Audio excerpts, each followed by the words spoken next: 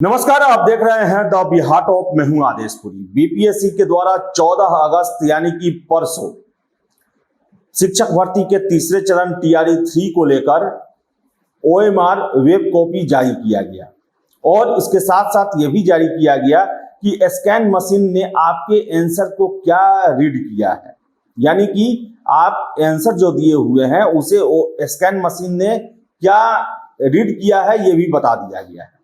लेकिन आपको बता दें कि बहुत सारी खामियां निकल के आ रही हैं। खामियां ये है कि किसी छात्र ने ऑप्शन बी रंगा, स्कैन मशीन ने उसे सी ले लिया।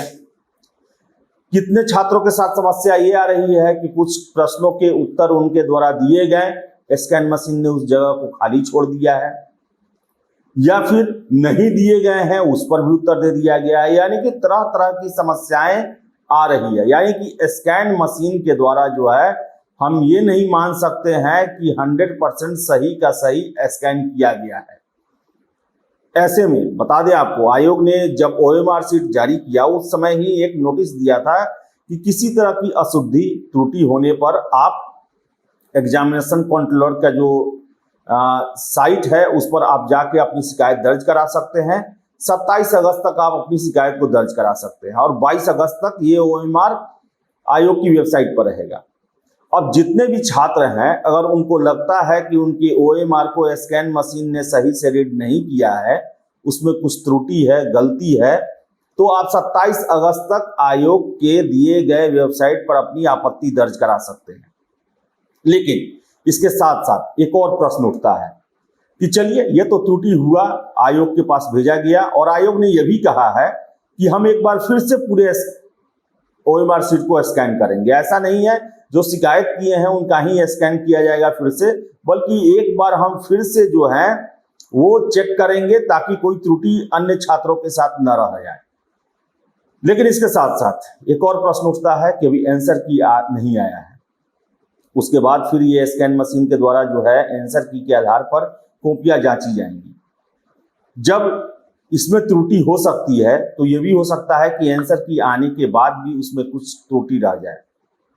ऐसे में कितना आंसर छात्रों के द्वारा दिया गया है, स्कैन मशीन ने उसमें कितना सही माना है, ऐसा तो नहीं कि उसमें भी कुछ ऑप्शन बदल जाए, कुछ चेक ही ना हो पाए, कुछ ब्लैंक ही हो जाए।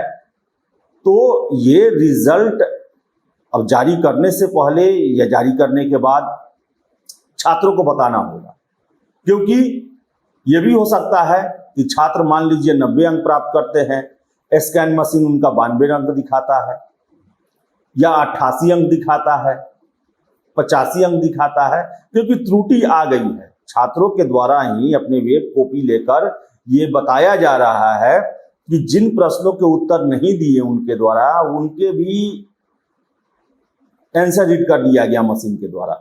जिनके दिए गए हैं उनका नहीं रीड किया गया, या फिर रीड किया गया है ऑप्शन बदल गया है। तो ऐसा जो है ये फाइनल जब आंसर की तैयार होने के बाद मूल्यांकन होगा उस समय भी ये समस्या आ सकती है, आने की पूरी गुंजाइश है। इतने ज्यादा कैंडिडेट हैं, स्कैन मशीन ही है, इसमें गड़बड़ी हो सकती है और वही गड़बड़ी अभी सामने आई है।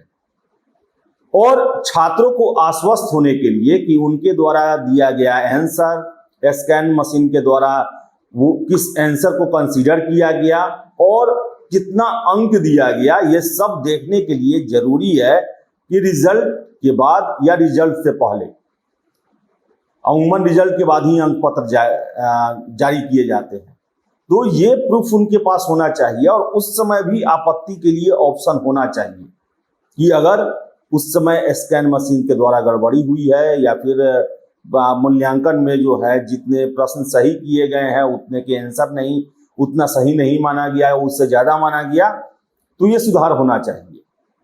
तो चलिए, आयोग के द्वारा ये मीडिया रिपोर्ट्स के मुताबिक है कि आश्वस्त किया गया है कि जो छात्र आपत्ति करेंगे उनका, जो नहीं करेंगे, डाउट क्लियर करने के लिए हम फिर से जो है सारे वेब कॉपी को स्कैन करेंगे, ओएमआर को स्कैन किया जाएगा और हम आशा करते हैं कि रिजल्ट के बाद भी ओएमआर, उसका स्कैन किया हुआ इंडेक्स जो प्राप्तांक है ये सब कुछ बताए जाएंगे ताकि छात्र ये पूरी तरह से आश्वस्त हो सके कि OMR का जो स्कैनिंग हुआ है और स्कैनिंग रीडिंग मशीन जो है उनके साथ न्याय किया है।